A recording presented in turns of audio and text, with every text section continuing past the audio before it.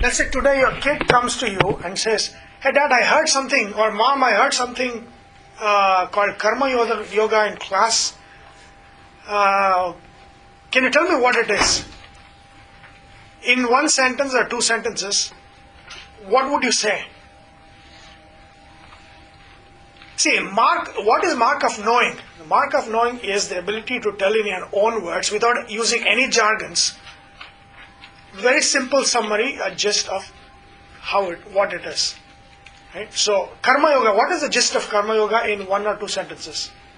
Don't use punya, papa, jnana, nothing. Just simple, no jargons, nothing. Simple. This is what you have got from this Karma Yoga. I'm not saying something, from the book. I'm saying, what did you get? If your son or daughter comes to you and asks you, "Hey Mom, I heard this Karma Yoga. What is that?" What would you say? What would you say today? That's what is right, and do your job without expectations.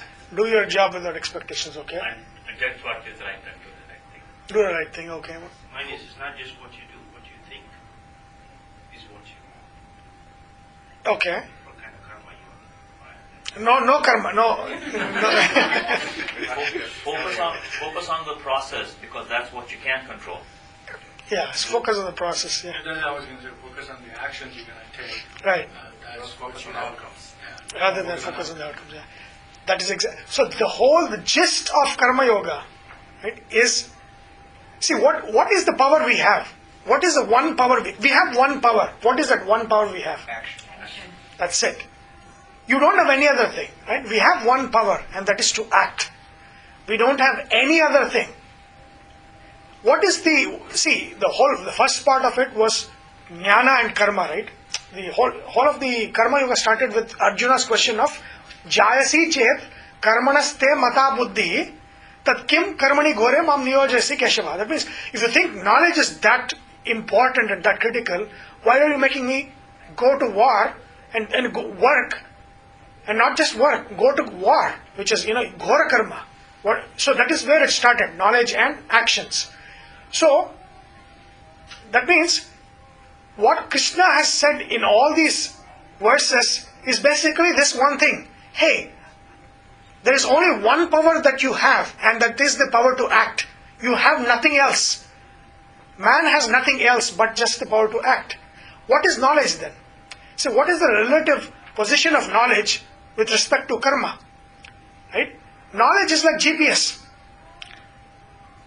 GPS will tell you, it will orient you, tell you where you have to go, how you have to go. Right? That's what, but GPS will not take you anywhere. GPS is only there to what? Guide you, right? So, knowledge guides karma. Knowledge guides karma, and knowledge, therefore people who say, hey, there is this Karma Yoga, and there is this Jnana Yoga, and there is this Bhakti Yoga, exclusively Bhakti you can do, exclusively you become intellectual, exclusively you do Seva, exclusively you become Sannyasa. Nothing like that. That means they have no clear understanding of how these are connected with each other. You cannot have exclusivity. If there is one yoga, what is that yoga that we can all do? Karma Yoga.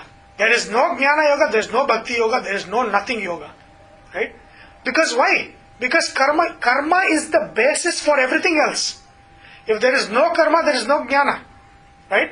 See, jnana is acquired through a sadhana. What does sadhana mean? Karma, right? Sadhana is any action that is done with a focus, with a goal, without being distracted from it, from the path. Without distractions from the path, that is called sadhana. Right? So that means, to acquire knowledge, you need to act. Then after you acquire knowledge, you act clearly. That's called as jnanottara karma. Jnanarjana karma, jnanottara karma. That means you act to get knowledge, and you act after everything is understood with clarity. Acting with clarity is a jnani. Acting to understand is a sadhaka. Right? So acting is basically the common factor between everything. Right? So action is the basis of everything. If your kid comes to you and says, hey, what is Karma Yoga? what do you say? You say that the Karma Yoga says that action is the only power we have. We have the power to act. That is the basic power.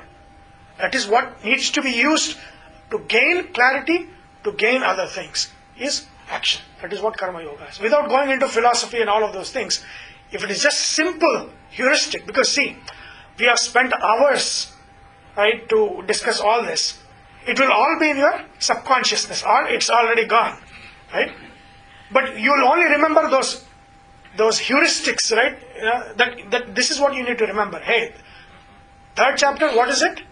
Power to act. We have only one power, and that is the power to act. That's it. Even knowledge is there to clear the space. Knowledge is like light, right? It clears the space. It's like GPS that it orients you the right way. But it is for what? It is to clear the space for action to happen. If there is ignorance, what happens? That means action becomes detrimental to itself. Right? It becomes wayward and it becomes detrimental to itself. If there is knowledge, that means action has clarity to be effective, to help the self. If there is ignorance, it becomes detrimental to oneself. That is, knowledge and ignorance is like that. It's all acting on our power to do. That is the only power we have. We have one power, and that is the power to do. That is the gist of Karma Yoga. Right? So that means if somebody says one should not do anything, sit and meditate, that means they have not understood the basis of the whole of Karma Yoga. Right? So that means it's the power to act. Right? So now you have to see another thing. Right? So we have dealt with action comes here, knowing comes here. This is where it gives orientation and clarity. This is where is our basic power to. This is the basic power we have. This is what we have. This is the drive. I mean, this is the activity, right? But now, kama, desire. Is desire a cognition? Is desire an action? Or is desire a feeling? What is desire? Is desire and knowledge? Is it something that we know? Or is it something that we feel? It's not something that we act. I mean, let's take this off. Right? So, this completes the topic. Right? So, you talked about these two. Now, Arjuna is asking a question about this. So, in terms of knowledge, the relative positions of these three will be complete after this topic. Because now he is talking about desire, which is what? Which is a feeling. It is not knowing, it is feeling. Desire is a feeling. And how it acts on acting is what Arjuna is going to talk about. Right? So that very fascinating. He starts the topic like this. Arjuna Uvacha. Arjuna says, Atha kena prayuktaha ayam papam charati purushaha anichannapi varshneya baladiva niyojitaha. So now Arjuna says, kena prayuktaha, by what influence? Atha, he says atha. Atha means, whenever atha is used, that means somebody is moving to a different topic or moving away from the flow to another new topic. That's what atha means. Atha means then, next. So, atha, he says, then, coming to another topic, kena prayuktaha, by what influence, papam charati purushaha, a person, purusha, papam charati, does papa karma, or in other words, what is a papa karma? Basically, what is papa karma? Papa karma is something which is, in the ultimate analysis, detrimental to one's well-being. Right? What Arjuna is asking is, hey, by what influence, what is that influence that makes a person do things that are detrimental to his own or her own well-being? What is it? What is that powerful force? He says, Anichanni api Vashneya. Vashneya is what? Who is Vashneya? Vrishniputra, right? I mean, the tribe of Vrishnis. Krishna is, a Vrishni. So, Vrishniputra, Vashneya, what? Anichannapi. Anichan means what? Without desire. No, anicca means... wanting to do, without wanting to do. Right. Even though he says it is anicca here, is not the icha, it's not desire. It is no. Even though knowing, it's like, hey, I know that's not good to do. Against his will. Against his will, right? Anichannapi vashneya baladiva niyojitaha. As like something strong is forcing one to do. Right? He says, ata kena prayuktaha. By what this influence, by what influence does a man do things that are detrimental to his own well-being, even though he knows it is detrimental to his own well-being, he's forced to do it knowingly. What is that force? What is that invisible force that's driving man to do things that they know in the ultimate analysis is not good for them? What is it? Right? So that's the question. And Krishna says, Shri Bhagavan Uvacha, Kama Esha, Krodha Esha, Rajo Guna Samudbhava, Mahasana, Mahapapma, Vidhi Enum Iha Vairinam. So, he says what? Kama Esha. What is that force? He says that force is what? That force is Kama. Desire is that force. Desire is that force. Krodha Esha. Anger is that force. Rajoguna Samudbhava. The source of which is the Rajoguna. Now what does all that mean? So what is that? There are some people who get good thoughts, some people get bad thoughts. Right. What is the driving force? Some people can control those thoughts. They can still do the right thing. Some people cannot control. Is it some previous births influence projecting on? No. Previous birth is all there, right?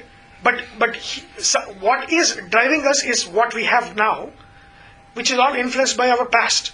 Yeah, that's what. Right? But what Arjuna is asking is, what is that we have now, here and now, that is making us do things, even though we know it's not good for us, we are still doing. What is that force is asking? And Krishna says, it's Kama, it's Krodha, born of Rajoguna. Doesn't sound very enlightening unless you go into the depth of it, right? Now, what is Rajoguna, first of all? What is Rajoguna? He says it comes from Rajoguna. Kama comes from Rajoguna. Krodha comes from Rajoguna. What is Rajoguna? Now, first of all, where does Rajoguna reside? As in, is it in Paramatma, is it in Prakriti, or is it in Jiva? No. Rajoguna is in the body, right? So it resides in what? It resides in Prakriti. Correct? Rajoguna resides in Prakriti. So, we have to connect to what we had learnt. See, in what was that? 30.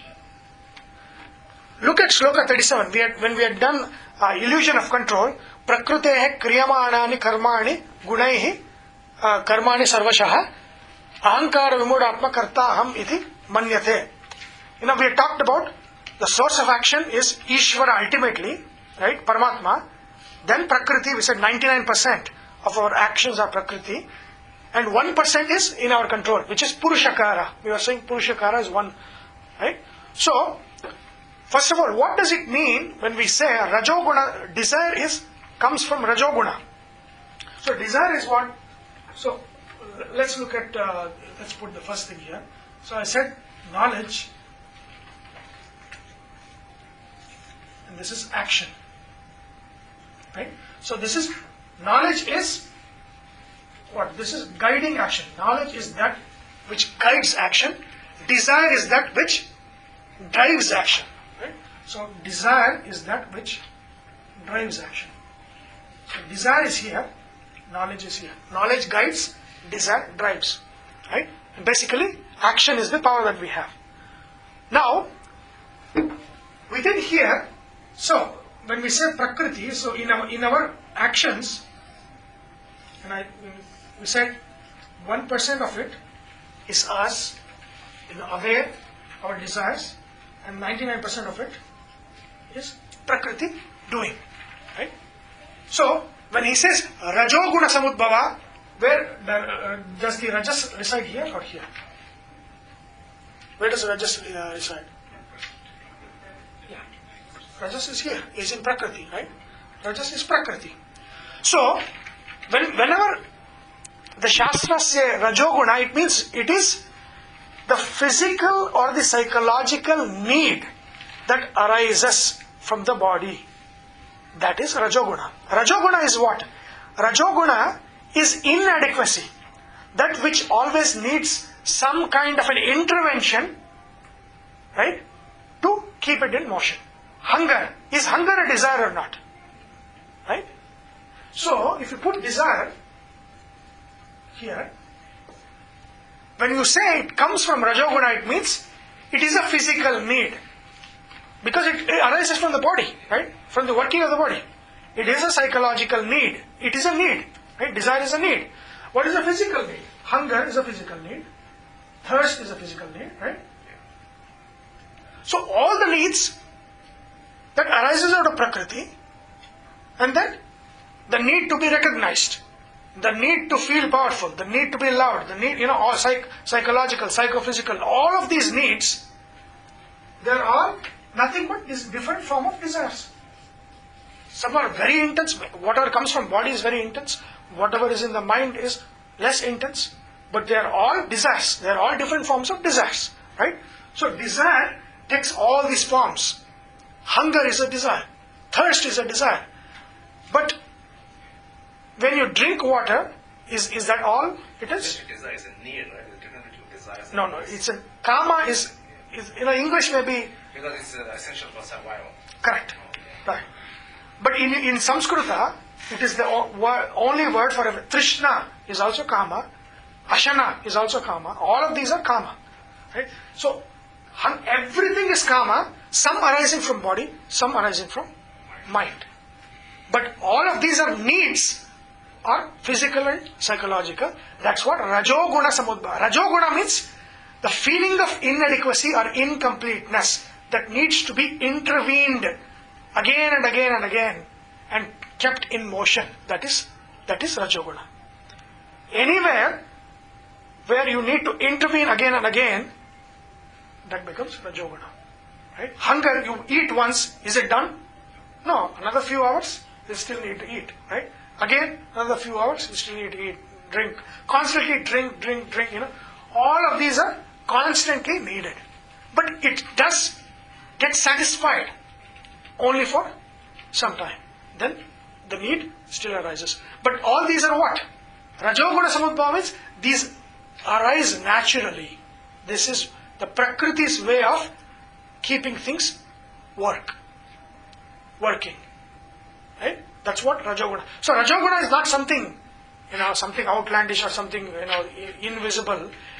It becomes visible this way. Rajoguna is a way of saying that physical systems are built in such a way that there are inadequacies that need to be met at every point of time to keep it functioning. Otherwise, it will not function. So that is Rajoguna Samudbhava. Right? Now, Kama is a need. So it arises from physical body and the mind. What arises? This need arises. Kama Esha. This need arises from the body and the mind. Krodha Esha. Anger arises, he says. See, anger is not primary. Right? Anger is secondary manifestation. So if you look at the next verses, Krishna only talks about desire. Even though here he says Kama, it is desire, it is anger, he says. But the relationship between anger and desire is what? One of? What is the relationship between anger and desire? Frustrated desire leads to anger. Cause and effect. Right? Kama is the cause. Krodha is the effect. So what Krishna is saying here is Kama Esha, Krodha Esha Eva, Rajoguna Samudbhava.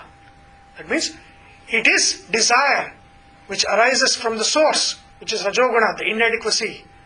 From it are the manifestations of anger, etc. Upalakshana. It's not just anger, etc. Upalakshana, there's a concept called Upalakshana in Samskrita. Adi, Krodha, etc. Like, Krodha and Lobha, Moda, Moha, Mada, Matsara, all of those things. So, Krodha, by saying Krodha, he means all of them, all the other 5. So, the root is desire, the root is the need arising out of the physical and the psychological space, and the transformation or the effect is anger, etc. And that is the force that makes one do things that is detrimental to one's well-being, he says. And now, let's see those. He said, Vidhi enam iha vairinam, he says. Why it's a vairi? Why is kama a vairi? Why? You know what a vairi is, right? What is a vairi?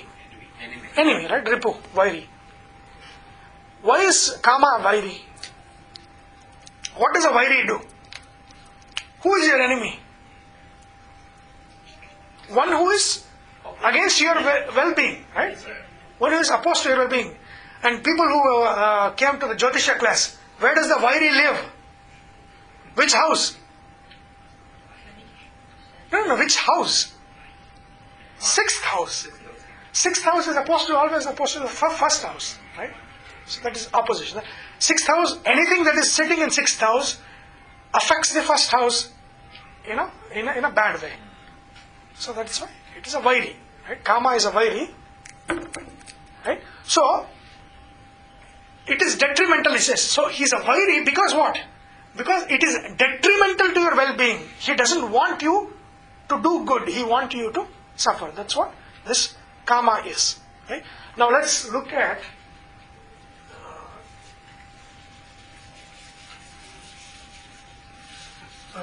who can tell me the shed ripus? So what he's saying, kama, this is a desire or kama. Right? So that's the root. He said desire is the root. Now,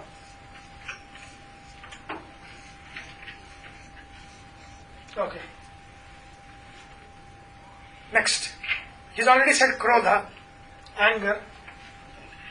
Lobha. Okay, what is lobha? What is lobha in English? Jealousy. Greed. So greed.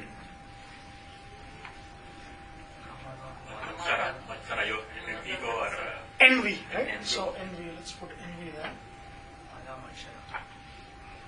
Mada. moha. Moha. Moha is what? Infatuation. Lust. Okay. And then Mada. Mada is the equivalent is careless or egoistic. Yeah, it's kind of hard. I don't know if there's any. It's like the elephant gets. Yeah. That's what he said. Mada means out of control. a mada is a person. A person has a mada, and he is walking around like this. It doesn't care. Yeah. We have seen people, right, who just walk around, they're not even aware of other people. That is mada. Elephant in a mada means that it doesn't care for anything else. So that mada is egoistic, or where you do not care about other things other than yourself. So that's mada. Selfishness? It's not selfishness. Selfishness, you can have selfishness without having mada. Mada is an external manifestation. It's an attitude. It's showing an attitude. That's mada. Like when we say, hey, don't show me an attitude. That's Selfishness is the greatest virtue. Because your survival depends on you being selfish. Physiological. No. Brihadaranyaka Upanishad takes this. It says, Atmanastu kamaya sarvam kamayate. Because we love ourselves, therefore we love others. So when we get there, we can talk about it. But so 1, 2, 3, 4, 5, 6. Have you heard of shed ripus? Yes. Shed ripus. This is the shed. This is the 6. The 6 enemies. Why enemies? Because they are detrimental to our well-being. Therefore the enemies. Kama, Krodha, Lobha, Moha, Mada, Matsara.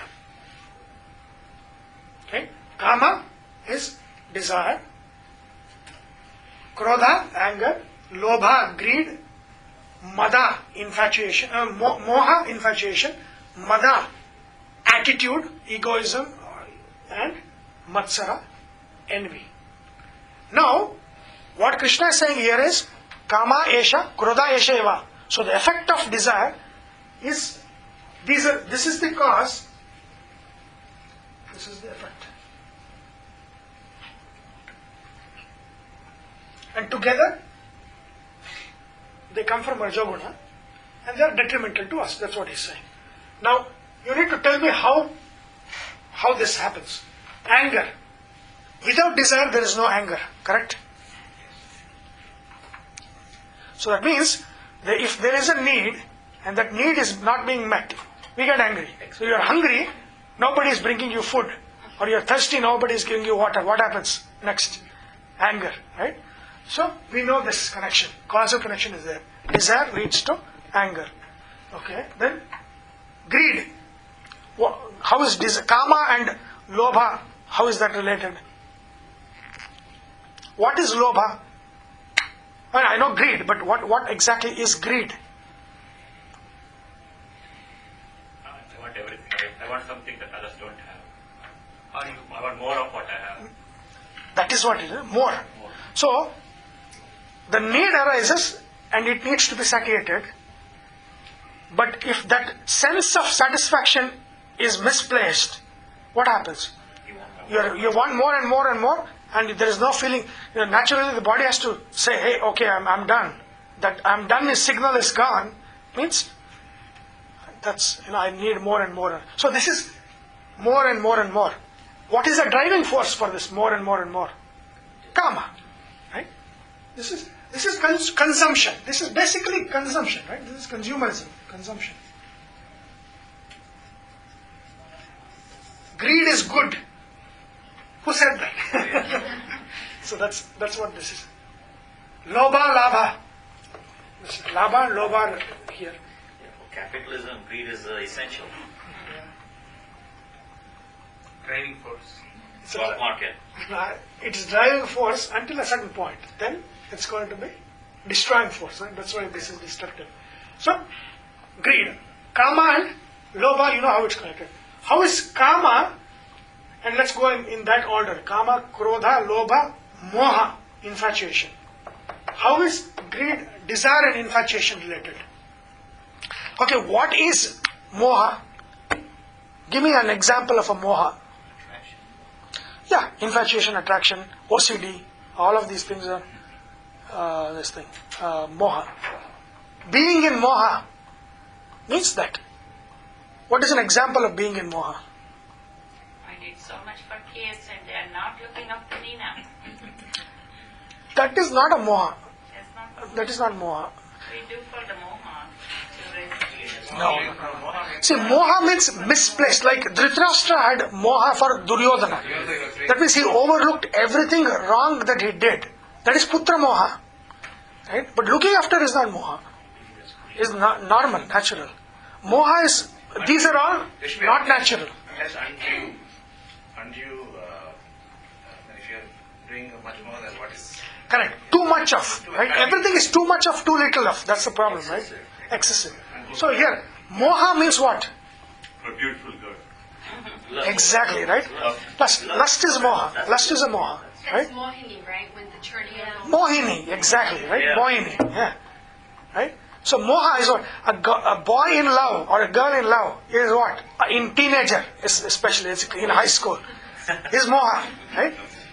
So that means whatever you say does it. But is it just a natural thing that it's not coming from your mind, like suddenly you just discover that I want to be like this, but it just happens because it's just the nature.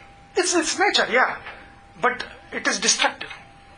Right? It's destructive because there is no guiding knowledge there. Nature is concerned, that is essential for the spread of species. You want to. Not moha is not essential. Moha is too much. That's why you attract people get to us. That's how. No. Attraction is not moha. Yeah, attraction. Moha is infatuated attraction. It means there is a fan who is following that heroine, everywhere. That is moha. I mean, stalking. It's like, is Aishwarya Rai poster everywhere in the house? Or I don't know what Karthik had. No, when you were in college, I'm saying. Right? So, that becomes infatuation. Right? That is what? That is moha. Moha is that. Moha is glitter, going after glitter in an infatuated way. That is moha. Again, what is the driving force behind it? What is the cause? Desire. Right? Desire is the cause.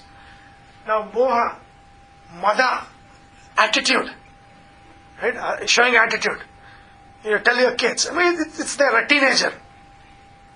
I don't care. Mada is like that. That sense of I don't care, and I don't care about that. You walk like this. Lack of empathy? No, it's not lack of empathy. It's kind of showing an attitude of self-importance. As a project manager, you want to be, you don't want to be, you want to be respected as a project Yeah, manager. that's all. Or you go around like that. Yeah, exactly. Like, hey, you got to respect me. Exactly. I'm walking here. It happens. So that is mada. Those are the guys who think about that actually is beneath me. I'm not going to do it. That's a mada. Anything where there is a sense of self-importance, sense of I am powerful, this guy needs to respect me, I'm very, I need to be respected, I am great, I don't care about others, all of those things comes in where? Mada. That's mada. Mada is attitude. In teenagers, it's basically, it's an attitude. I don't care. That's an attitude, right? That's mada. That's an expression of mada. And where does that come from? Does it come from desire or not? Okay, how does it come from desire? Mada. Desire to be important. Yes. Desire that I am important, others should respect me. Desire for recognition, right? It's a psychological need, rajoguna samudbhava, that I need to be respected, and it becomes, hey, it's not a natural one that everybody needs to have. This is excessive, that only me, I am very important, I am more important than others. When it goes above what is apt, that becomes a mada. Mada, see, always too less or too more, too much. That's the problem. Here, mada is too much of self-importance, and that's a problem. Yeah, but Sunil, I think Krishna brought it out. But when you talk about infatuation or lust and this attitude issue, teenagers especially, much of that is hormone driven. They're going through so much changes internally, physically, and that causes them to, obsess. So the hormone was there 100 years before also, I'll right? come to that. I'm not going to say that, but the cultural influences kind of stopped it in places, in places. Exactly. But here, there's no inhibition, so it's Definitely, that's where I was trying. So, 1,000 years also there was hormone, 100 years before also hormone, but the society and the educational structure was such that they had ways to show that But that's also called repression too. Means it's not repression. Definitely not repression. No, they were. No. Gurukula, see, these needs to be transmuted into something else. It's not repression. Leads to what we are seeing in India now, multiple rape. No, that's not lack of expression. There's no expression. No. No, maybe if you think about it, especially in an orthodox society like India, means Right. we became engineers, doctors, and whatever we became because of actually what society wanted us to become. Means that's the degree of repression. Dating, Yeah, when we were growing up, more egoistic. dating was not even thought of, or nobody did. But why does one need to date? No, I'm not saying. There are that other ways of also Correct. marrying, right? Yeah, but Yeah. my point is that society can act as a repressive force for natural emotions, physical emotions. Definitely, but I am really concerned about, because what we think is, hey, we look at America and say this is what is natural, and India is not doing this, therefore it's repressed. No, I think but it's like That needs so if Americans are dating and Indians are not dating, so it doesn't mean it's repressed. It just means there are other ways of going about doing the same thing. It expresses one place as dating, it expresses some. So taking anything to an extreme is obviously bad. Means you don't want to absolutely prohibit teenagers from expressing emotional attraction. Right. And in the US, you don't want kids to go out and do crazy stuff, obviously. Right. So there's always a limit to what's right and what's wrong. But so I think that's we've got to look at some of the cultural values, like he mentioned. But with the teenagers, many of these things are just part of their Yeah. I mean, and the Vedanta, everything recognizes that, right? And recognizes that and gives them a path to express those things in a constructive way. They should not be. That's why in one of the classes I was saying, these are all natural. Anybody who says there is a desireless state does not know that if it arises out of body's needs, it is always there. It's like a teenager suddenly becoming rebellious means the well-behaved kid that you used to know is Right. overnight is now suddenly opposing everything you say, in spite of the fact that you know that what he or she may be doing is wrong. Correct. So, Yeah, but but that's again driven internally because it's of driven internally, but there are other constructive ways of expressing it, right? So that basically, and that's what Mada is. Mada is that the teenager where hormone is pumping is Mada. Actually, can I make 2 points with this Sure. teenager comment? So, it's interesting, this whole concept of teenager. So your comment about marriage, actually, if you look historically, first of all, marriage, romance as a driver for marriage is a modern phenomenon. If we've had civilized society for 2,000 years, only in the last 100 years has it been acceptable to have romance as a driver for marriage or as a driver for a relationship. That's not just in India, it's all across the whole world, right? Marriage was never driven by romance for so many years. It's only recently. And then if you look at this whole concept of teenage rebellion, that's actually the mark of a rich society. Because if you look at 100 years ago, what were teenagers doing? They were running a household, they were working in the field, they were taking care of younger siblings. They didn't really have time to rebel. But if you look at modern society, what do teenagers do? All they have to do is study. They don't really have other responsibilities. So now it's become an advanced, industrialized, rich society. So now, these other issues come up. okay. So she's saying these are all problems of excess. Right? Modern world. Modern world.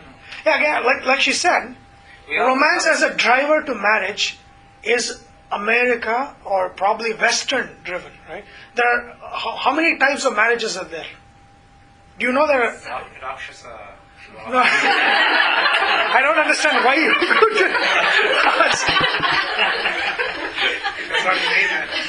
Yeah, how many? See, romance is in Sanskrit. What is it? No, not romance, but the marriage. Romance is the driver for marriage. What is it in Indian literature? What kind of marriage is that? Gandharva Vivaha. What is the example of a Gandharva Vivaha? Kalidasa and Shakuntala. Dushyanta and Shakuntala. Kalidasa wrote Shakuntala. Kalidasa and Shakuntala. So didn't actually Krishna marry Balrama's sister?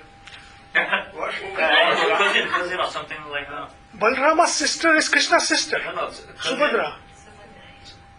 Okay, Arjun marriage. Oh, so Arjun married. Yeah, Arjun. Okay, so Arjun You are married. big. But that's romance, isn't it? That's romance, yeah. So, but I really agree what she said. Romance as a driver to marriage is not really the picture that we see in India. It is one of the types of marriages. And the best type of marriage is what? What is the best type of marriage? Right? Arranged marriage is the best type of marriage. You might laugh because, they say, oh, arranged marriage. And see, everything is... See, everything is what? Everything depends on how you narrate it, right? It's all narrative. It's called narrative. If you make a narration of something as very uninteresting and repressed, yeah, of course it is. If you make love very, interesting, it becomes interesting. You make stories of it and all of those things. You can make arranged marriage also into a good narrative and sell it. It's all, reason is How you market. how you market it, right? It's like that. See, it is arranged marriage, not arranged marriage. It's not arranged. Arranged becomes Asura Vivaha, right? It's not arranged. It is Brahma Vivaha or Brahma Vivaha, right? That's the best kind of marriage, Brahma Vivaha. What does that mean?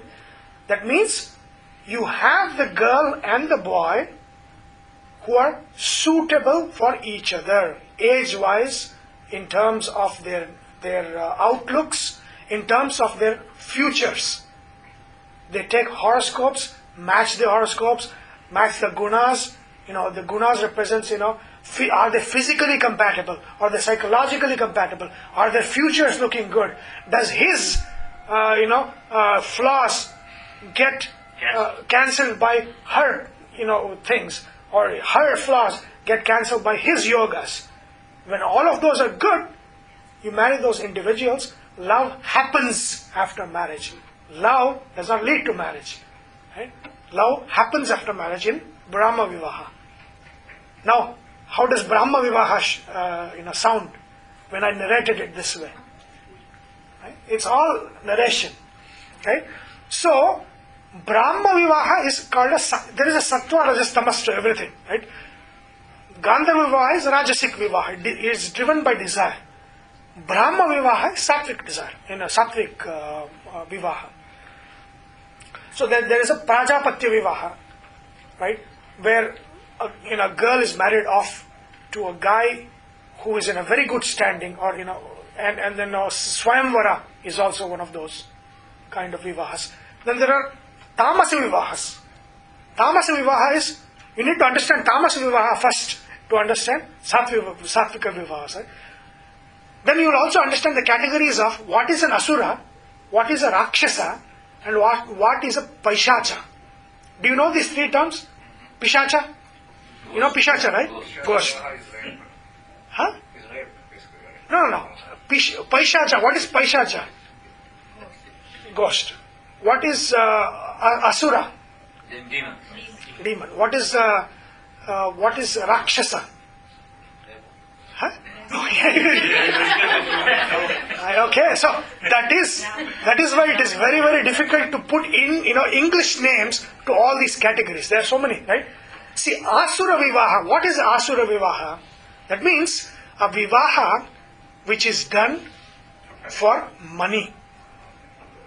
That is Asura, dowry, yeah. Where you buy somebody, and when you buy somebody for marriage, it is called Asura Vivaha. Asura Vivaha is a business deal, right? It is Asura. So now you understand how Asuras think. It's a business deal, a marriage in which that marriage is a business deal, where you look at profits and losses and all of those things. In terms of money, that becomes Asura Vivaha, right? So even if it is an arranged marriage, it can still be an arranged marriage and an Asura Vivaha, right? So, do not go by the categories, arranged marriage, this love marriage, that marriage, this marriage. No. You need to go by the categories in our Hindu traditions. Asura Vivaha is any marriage that is done as a business deal looking for profits. Hey, how much I'll get, how much lands I'll get, how much profits, will they make me business owner, this thing, that thing. All of those things. When you look at that and marry, that becomes Asura Vivaha. So I'd like to just bring up one more point. Again, you brought up a couple of good points about the traditional aspects of Indian marriage. But if you think about Indian culture, two things. Number one is women were married at a very, very young age relative to the husband, okay, historically and socially. Means 10-year, 15-year age gap between... No, that's how they make it. No way. Okay, but anyway, so the point is, yeah, 10 years maybe, yeah. 10 years. So the point is, the issue of romance, it's a far more, you can't really expect romance in a situation like that. That's number one. Number two is, Indian society was definitely male dominated. So yes, arranged marriages were done. You're giving me all those Western concepts about India, stereotypes about India. But these are all stereotypes, right? I mean, we need to look at the ground data, what is there on ground, before coming to... See, we take these stereotypes and we look at one case, two cases, check, everything is like... India is like that. No. Okay. It is far more complex than putting it into one stereotype. Yeah, so the way, at least I've been led to believe, let's put it this way, is that...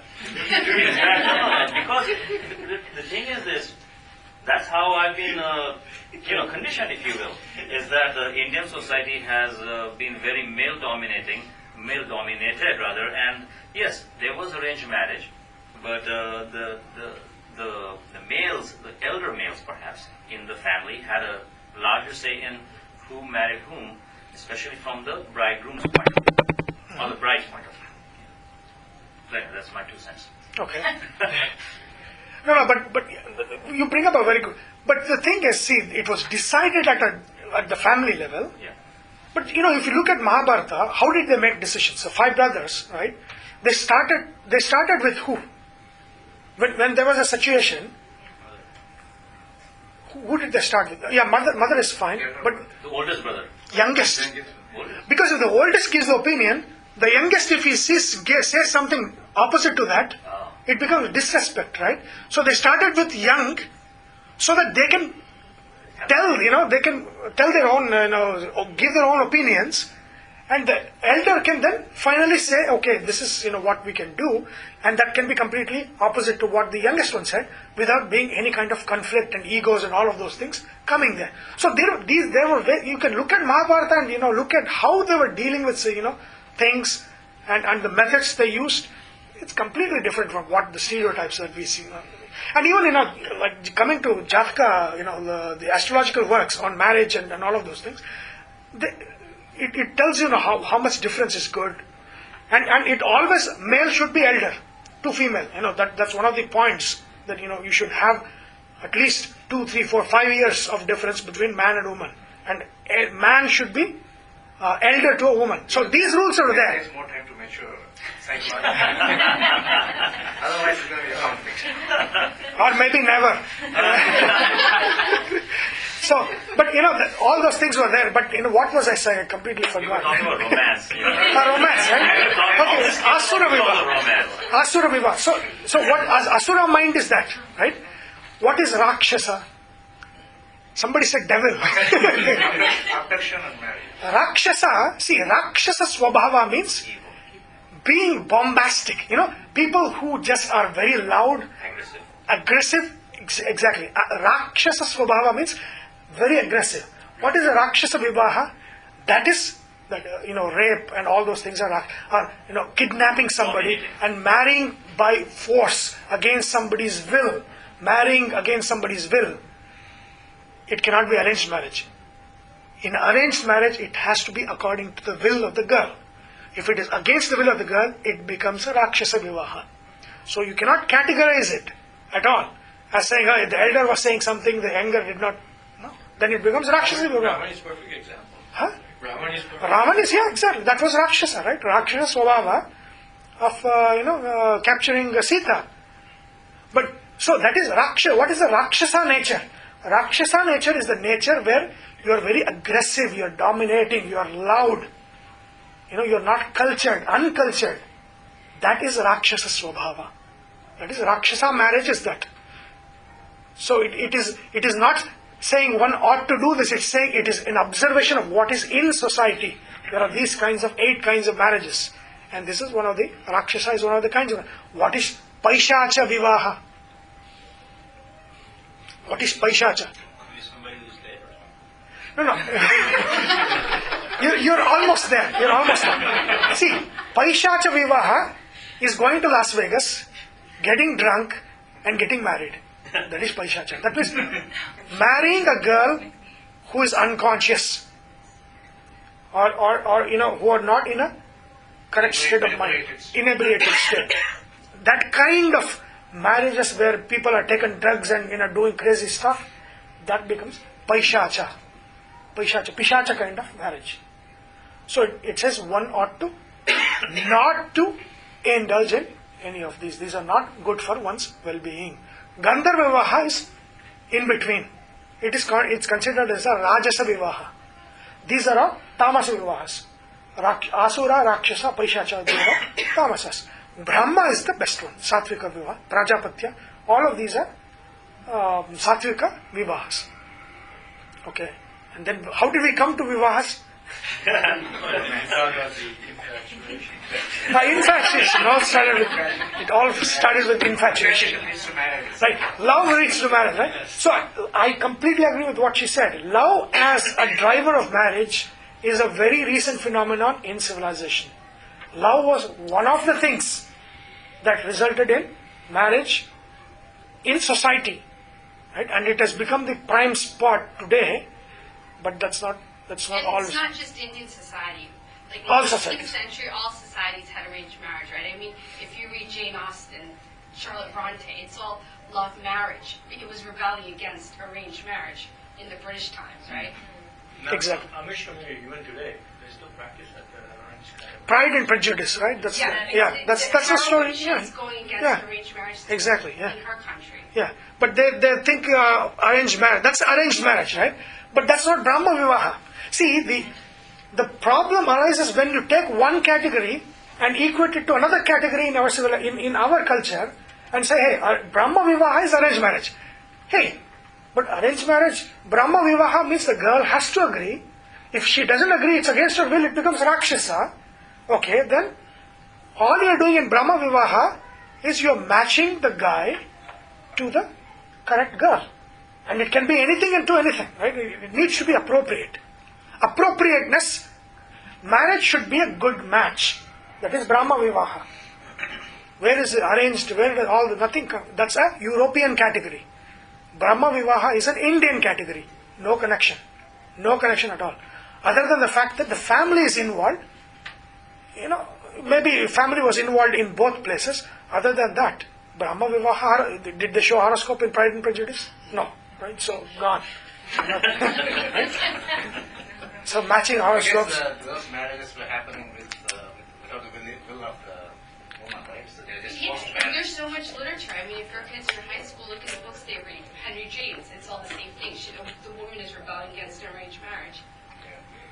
Yeah. So most of the arranged marriages in India, happen, I don't know, about 100 years ago, but they're happening with the consent of the woman? Or Definitely, they would.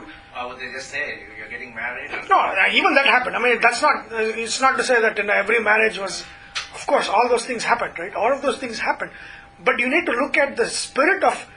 It's only after British came and these guys came and the society ossified into all this bookish knowledge, but before all that, a real Brahma Vivaha. Look at how was Draupadi married? Did anybody ask her opinion? Of what? She was one, no? No, she made the game. She said, I need to be one. The guy who marries me needs to do that. It came from her. Okay. Right? It's Sita marriage. It's the appropriateness, not just horoscope. In the Kshatra, in the Kshatriyas, appropriateness comes from Virya. I mean, what kind of bravery you have. She set the criteria. Yeah, it's criteria is, I will marry only one. She went to Karna and said, no, even if you break, I'm not going to marry you. No.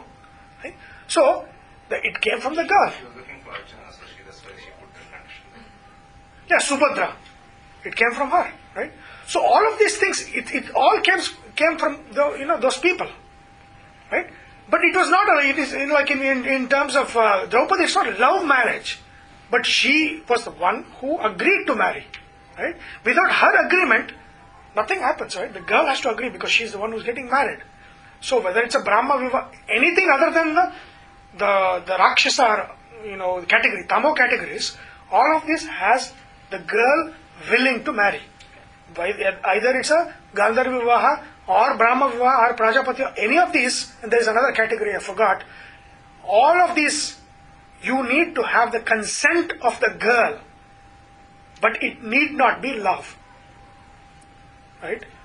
Love is not the only way of see, love as the starting point to marriage is very new. Love as something that happens after marriage, everybody in all the vivahas, they wanted that. You need to have love after marriage. But Sunil, the point Amol was saying was basically, did they have an ability to make that decision? You consent means you decided, you agreed to marry somebody. Correct. But what Amol was saying, if I understand, they did not have the resource or ability to say yes or no. They did not. At the time when 10 or 13-year-old girl was asked to marry a guy. No. See, 10 or 13-year-old 100 years back were way more matured than today. Today, there are now no responsibilities given to them. Way back, and it's not even 10. A girl has to pass the puberty to be married. To be ready for marriage. So that is a Shastra dictum. So it has to be 14.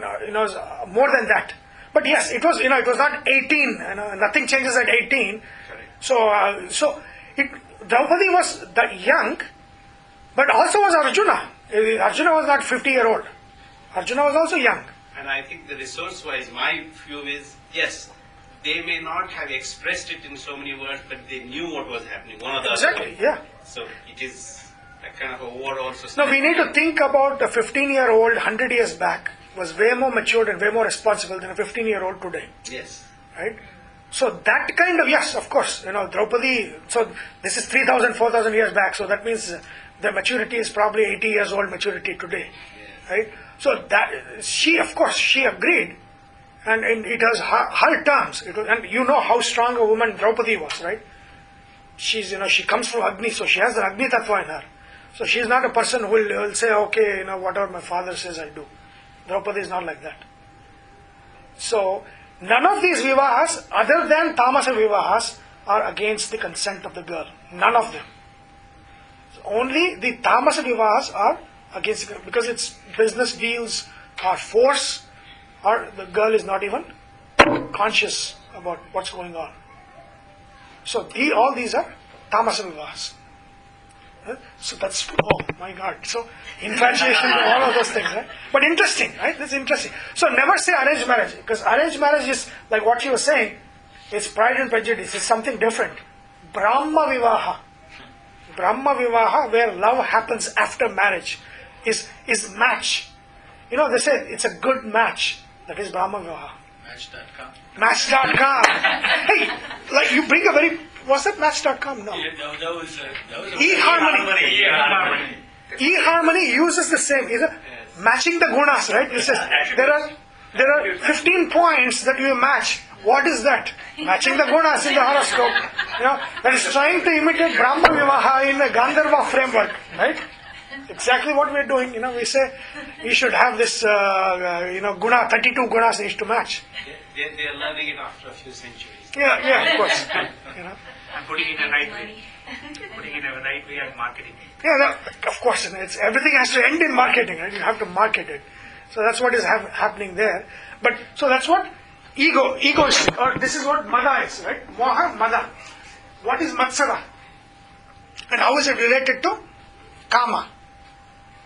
I don't like others to get better than me. I only want. Right. It is like I desire something, I don't have it, somebody else has. So it gives rise to Feeling of deficiency or inadequacy. inadequacy. So inadequacy that leads to envy, and it driven by what? Kama. Right? Again, Kama is a need. Let's say there is a psychological need. Rajoguna Samudbhava. There is a psychological need for somebody to be recognized, but nobody is recognizing them. Somebody else is getting recognition. So that desire, Rajoguna Samudbhava, gives rise to what? Matsara. Because somebody else is getting it, and therefore your Matsara is towards somebody else. The envy of this is deficiency. Greed and envy. Right? Greed is getting more. Envy is deficiency. Right? Kind of they act opposite ways. So kama esha, krodha esha, rajoguna samudbhava. So now is it clear? Right? Rajoguna samudbhava is, it comes from our body naturally. It's a need, physical need, psychological need, psychophysical needs. All these are needs. Right? Desire is a need that's generated from the body. Kama esha, krodha esha. All the anger, etc. That's anger, envy, infatuation, ego, all of, it's not ego, but mada, carelessness, envy, all of these come from these needs in the body when they are too much or too little. Right? Mahesana. What is Mahesana? great anger. Great hunger. Ashana means hunger. Mahatrishna means great thirst. Now, in some other literature, it's called thirst. But it's all desire. Hunger is a desire. Thirst is a desire. Desire to love is a desire. Desire to be loved is a desire. All of those things are all these desires are simultaneously acting. Some are more physical, some are more psychological. All of these are there. Mahesana is what? It's great hunger. That means you keep feeding it, it keeps eating, never getting satisfied. You cannot satisfy it by feeding it. That's what Mahashana means. It is great hunger that is never satisfied. Mahashana. Mahapapma means it is the one that makes you do things which are detrimental to your own well-being. Mahapapma. You do papa karma. Mahapataka karmas. Very detrimental to your own well-being. As society, which is basically going to be very detrimental to your own well-being. Mahashana, Mahapapma, Vidhi Enum Iha Vairinam. Treat him as your enemy. He is the one who is out to destroy you. He is your enemy. Real enemy is who? Not out there. Is in here. The real enemy is inside. And it's what? Desire. But what have I been saying? You cannot extinguish desire. Am I contradicting myself or not? If desire cannot be extinguished, desire leads to all this. What is Krishna talking about?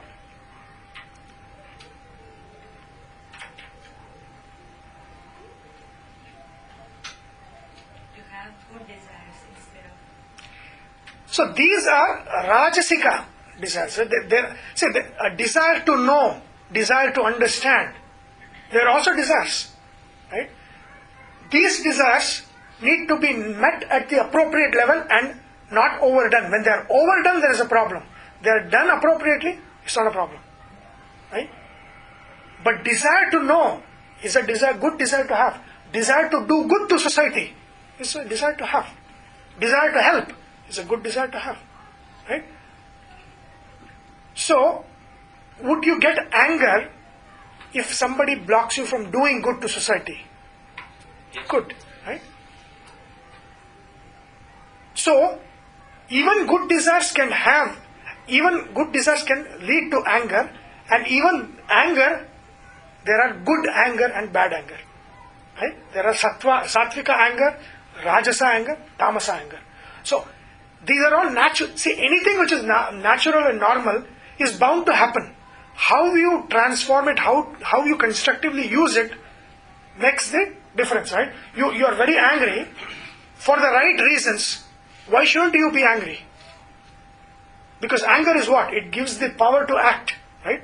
Finally, that's the power. Action is the power, right? Why is that a problem? It's not a problem. So, good desires leading to good anger is not a problem. Is there a good greed? No, more and more. I need to more. I need to read this book. I need to read that book. Is that greed good or bad? As long as it doesn't feed the ego. Yes, yeah, that's fine. Let's just the greed aspect. If you want to know more, if I want to do more, I want to help everybody, is that good or bad? Okay. What about good envy? Give me an example of good envy. If it motivates you to do better in your own life. How, give me an example. If you see somebody do good in college, get good grades, you feel like I need to be as good as he is. I'm envious of his his achievements and recognition that he's getting. I need to be more like him, making him a role model, basically Exactly, a role model. Yeah. Can be. Earn like Bill Gates and make millions and Bill Gates Foundation. Oh, that becomes Rajasa envy. Yeah, but like he said, I really envy him. I want to be like him. That's good. Fine, right? What is good infatuation? Madhuri Dixit. What is good infatuation? Which turns into marriage. Which turns into marriage. Sustains marriage. Yeah. Sustains marriage.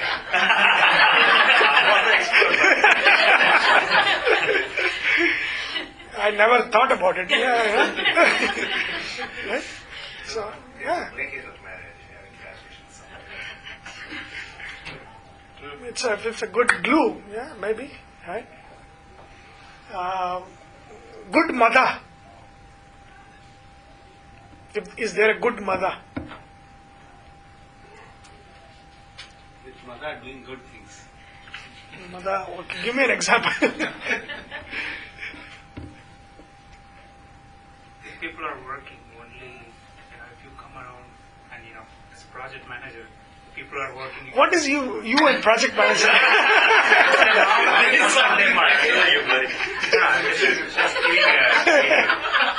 Take it to any manager. The work is going in a proper way. I think if it is not, if he's not there, it's not moving. Right. Then it's a waste of resource, right? It's going around and checking people. It's okay. So to amplify what he's saying, basically in a battle, a general has to have an attitude to lead his people. He can't be meek and he can't be. It's not about consensus at that point. Right. He has to make the decisions. Some of them may seem harsh. Some of them may seem unseen. Is pride mother? Excessive pride. Excessive. Pride is also mother. Yeah. Excessive becomes Rajasa and Tamasa. Indian tradition, I always keep saying, it's a mother. Right? It's a mother. I keep saying that. So that mother, you need pride. Don't you need pride in your own roots? Yes. Yeah. Right? I have mother. That is mother. You need to have mother in your own roots. So that is good. Right? That if you don't have pride in your language or in your culture, in your traditions, if you don't have pride in your family values, You can protect it. yeah, that's it. So you need to have pride. So that is a good pride, right? You need to have that. Too much is, yeah, of course, that's a bad thing. But too little is also bad, right? No pride, it's bad, right? Okay, what else? Anger, greed, envy, infatuation. Okay, we did. Yeah, envy. You were saying. Yeah. So envy. So these are all natural needs that arise from the body and the psychology of a person, right? They transform into anger and all of those things. When they are constructively done, they are very good because they are good for our well-being. You need to have pride. You need to have that mother. You need to have the anger, the righteous. It's called righteous anger, right? You need to have righteous anger to do things. You need to have all those. But when they go out of that balance, it becomes very destructive. And Krishna is talking about that karma that destroys everything. That karma that destroys everything, that is the karma that makes you overdo greed, anger, all of this, that becomes self-destructive. And that is the vairi. Vidhi enam iha vairinam. Know that this is your real enemy. Desire is your real enemy. So this was just first sloka. As we go further, we'll go much deeper, and we'll also connect to the creation theory in Hindu tradition. I'll tell you how it's related to all this. Desire and creation, they're all connected. And what is evolution there in the Hindu traditions or not, and all of those things, or we'll see. How is it? Yeah, this is good. Do we understand something about desire today? Right? So, after hearing all this, if somebody says there is a desireless state, it cannot be. Or whenever they say you should not have kama, nishkama karma means what?